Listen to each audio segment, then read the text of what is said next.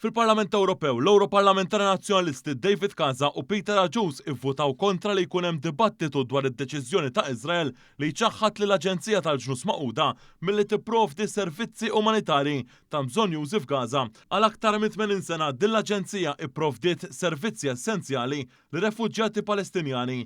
Issa id-deċiżjoni ta' Iżrael li wkoll iċċaħħad lill-awtoritajiet tiegħu milli jagħmlu kuntatt mal-Aġenzija tal-Ġnus Magħquda se tfisser impatt devastanti umanitarju fuq ħajjet miljuni ta' persuni li spiċċaw f'għadda aktar vulnerabbli fl-ar konflitt f'Gaza fl-aħħar snin. Fi stqarrija il-Partit Laburista innota li din mhux l-ewwel darba li l-Ewroparlamentari Nazzjonalisti għalqu għajnejhom lejn il-ġenoċidju li tiseħħ f'Gaza.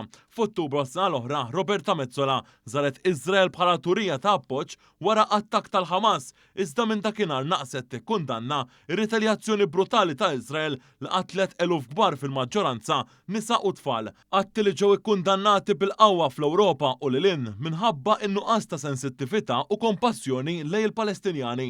Il-Partit Nazzjonalista u rappreżentanti tiegħu fi Brussell reġgħu uraw il-kuluri veru tagħhom għal il-Partit Laburista, b'mod partikolari David Casa u Peter Aġus li issa qed jimxi fuq il-passi tiegħu.